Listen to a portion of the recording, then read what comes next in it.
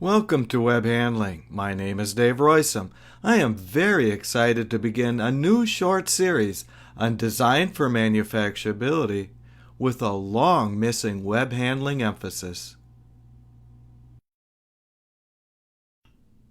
Design for Manufacturability is the art and science of changing the design of your web to reduce waste and delay in your plant, as well as reducing complaints coming from your customer's plant.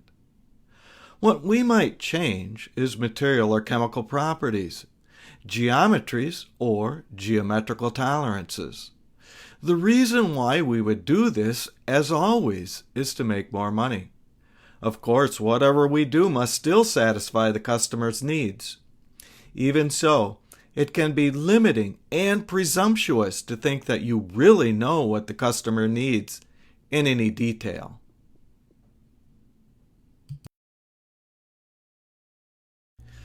Unfortunately, we are often handicapped by fallacies, culture, and other environmental situations. One big fallacy is ascribing to the customer certain properties you are just sure they need. However, if you are honest, all you can say is you think they like some properties, perhaps because they said so explicitly in words. However, if you're equally honest about your testing procedures, you would probably note that you made a trial product first and then tested its properties using convenient and conventional test instruments and procedures. You almost certainly did not specify test properties that the customer required and then design a material to achieve them. This is known as the ad hoc fallacy. All this is to say that many of your properties are not currently set in stone as much as you might think.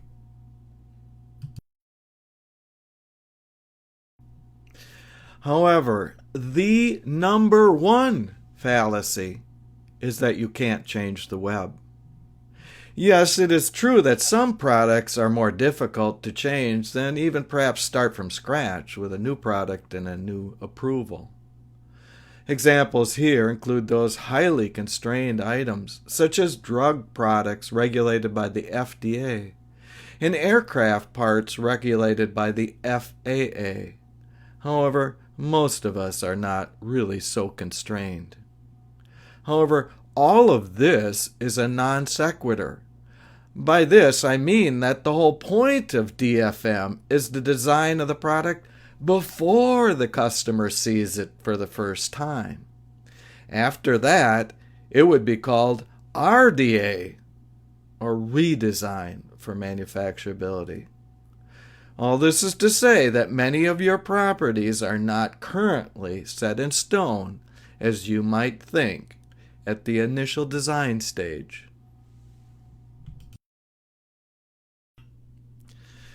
DFM could be applied to processes. One example would be to choose a coating chemistry that is less troublesome. Another would be to choose a coating chemistry that is easier to dry.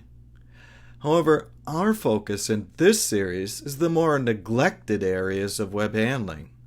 The reason for the neglect is often that product developers don't have a mechanics or web handling background. So, for example, you could be a coating and drying expert. Yet, good coating and drying expertise does not necessarily mean you will get the web from the dryer to the winder, or that it will wind well, or that the customer would like the web when it's unwound. Specifically, in this series, we will look at areas such as avoiding extremes in physical properties, avoiding intentional and unintentional thickness variations, avoiding geometric variations, especially avoiding asymmetry and skew. Finally, it is not uncommon that products that look great made on the bench or pilot scale are simply not possible to make on a web handling machine without excessive waste. In some cases, products can be made on a bench that are not possible to make on a web machine.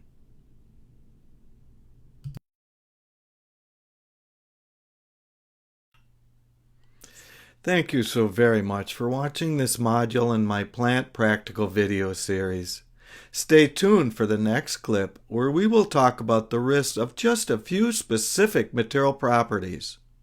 Even if you could not possibly change those key properties, everyone involved should at least be aware of the specific web handling waste and delay risks that can be expected.